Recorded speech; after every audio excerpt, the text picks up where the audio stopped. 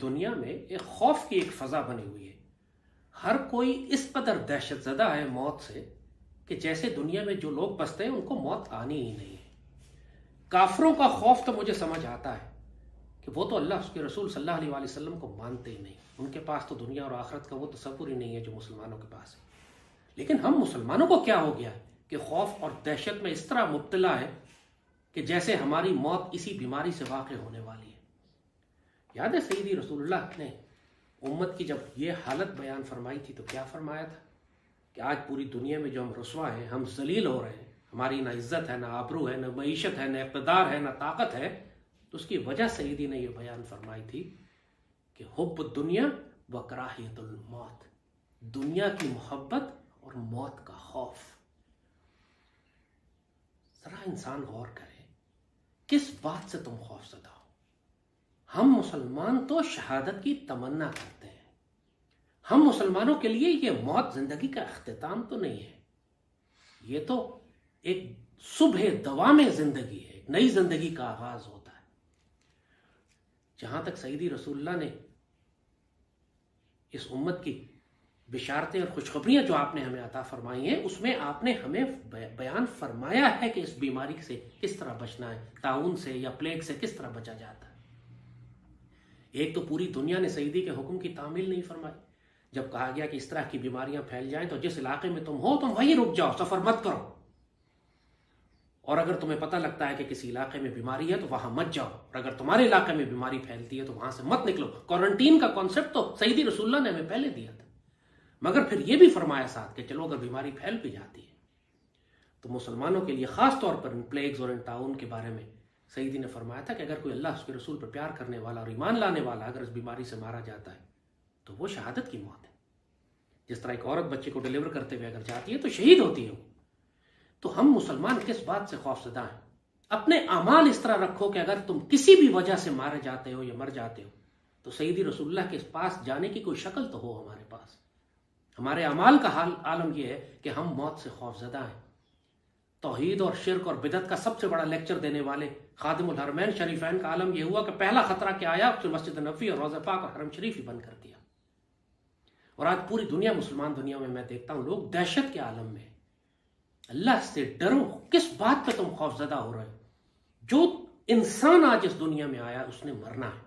جو اس بیماری سے نہیں مرے گا کیا وہ کسی اور طرح اپنی موت کو ٹال سکتا ہے؟ زندگی اور موت اللہ کے ہاتھ میں، جان و مال اور عزت اللہ کے ہاتھ میں. مسلمان قوم کو، مسلمانوں کو زیب نہیں دیتا یہ اس طرح کی ذلت اور رسوائی اور خوف جو انہوں نے اپنے اوپر طاری کر لیے ہیں.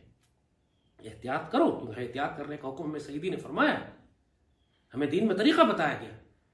لیکن سب سے زیادہ نقصان جو اس وقت ہو رہا ہے پوری مسلمان امت کو کہ ہمارے اس خوف کو استعمال کر کے ہمارے اوپر جو روحانی چادریں تھیں، جو ہماری روحانی پروٹیکشن تھی، ہماری حفاظت تھی، اس کو بند کر دیا گیا ہے، اس کو ختم کیا جا رہا ہے. مسجد نبوی، حرمین شریفین، پوری دنیا میں مساجد بند کی جا رہی ہیں. وہ جو ایک اجتماعی طاقت مسلمانوں کی تھی، وہ جو ہمارا ایک اجتماعی روحانیت تھی ہماری، اکٹھے مل کر جب ہم طواف کرتے تھے، روضہ پاک پہ حاضریاں دیتے تھے، جو ہمیشہ جب مصیبت آتی ہے تو مسلمانوں نے اللہ اس کے رسول کی طرف رجوع کیا ہے، دعائیں کی ہیں. اکٹھے بیٹھ، چاہے وہ بارش نہیں ہو رہی تب نماز استسقاء ادا کی جاتی ہے، کوئی مصیبت ہوتی ہے مسلمان اکٹھے ہو کے دعائیں کرتے ہیں اللہ سے. یہ دعا ہمارا سب سے طاقتور ہتھیار ہوتا ہے کسی بھی مصیبت یا بیماری سے لڑنے کے لیے. اور آج پوری امت کو بکھیر کر گھروں میں محدود کر دیا گیا ہے، مساجد بند کر دی گئی ہیں. یہ بہت خطرناک دور ہے. سیدی رسول اللہ نے ہمیں وارن کیا تھا، ہمیں آگاہ کیا تھا کہ دجال کے جب یہ دور فتنہ شروع ہوں گے تو یہ ہوگا.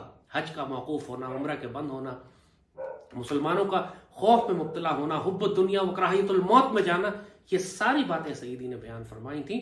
یہ فتنوں کا دور ہے، مشکلات کا دور ہے، مگر یہی وقت ہوتا ہے دین کے لیے استقامت اور کھڑے ہونے کا بھی. کیا ہو گیا ہے مسلمانوں کو؟ مسلمان علماء بزدلی اور بغیرتی کا سبق دے رہے ہیں. مسلمان حکمران تو پہلے ہی بغیرت اور بزدل تھے. کسی کو کوئی شرم لحاظ اور حیا باقی نہیں رہ گئی کہ آج انہوں نے ہر مسجد نبوی بند کیا اور حرم بند کیا، کل مسجد اقصیٰ گرائیں گے اور پوری امت کو کوئی فرق نہیں پڑے گا کہ کورونا پھیل گیا ہے، وائرس پھیل گیا ہے، اس کی آڑ میں جو چاہو کرتے پھرو. احتیاط کرو، احتیاط سے نہیں روک رہے، لیکن خوف طاری نہ کرو اپنے اوپر. اس کام کو کانفیڈنس اور ایمان اور یقین کے ساتھ بھی تو کیا جا سکتا ہے. دنیا کے سارے معاملات رکھو, یاد رکھو اس باتوں کو, جو رات تم نے قبر میں گزارنی ہے وہ باہر نہیں گزارو گے. ورنہ اگر جو ہمارے پاک فوج کے مجاہدین ہیں, ہمارے سولجرز ہیں, ہمارے آفسرز ہیں, یہ جب میدان جنگ میں دشمن سے ٹکراتے ہیں جا کے, کیا وہاں موت نہیں ہوتی ان کو؟ وہ کیوں اپنے اپنی موت کے خوف پر قابو پا کر دشمن سے جا کے ٹکرا جاتے ہیں؟ جب ہمارے پاک فوج کے بچے یہ روز کر رہے ہیں تو قوم کو کس کی بد دعا لگی ہوئی ہے کہ خوف کے مارے اس کی سانسیں بند ہوئے جا رہی ہیں. اللہ اس کے رسول صلی اللہ علیہ وآلہ وسلم سے تعلق کے بغیر اب کوئی سروائیول نہیں ہے امت کا, کوئی ہمارا بچاؤ نہیں ہے. ہماری پناہ گاہ صرف دربار نبوی ہے. سیدی رسول اللہ پہ کثرت سے درود شریف بھیجو, کثرت سے استغفار کرو. یہ پوری امت پر ایک سخت سزا آئی ہے, میں آزمائش نہیں کہوں گا, یہ سزا آئی ہے.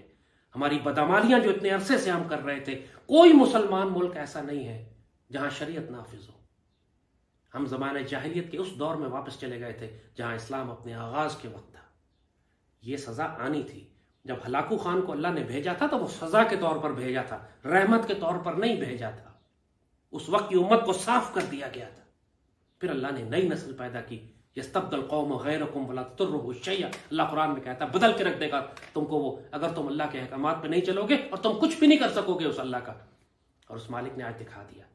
بڑی بڑی طاقتور ممالک, پوری دنیا کے فرعون جو بنے ہوئے تھے, آج اپنے گھٹنوں پہ آ گئے.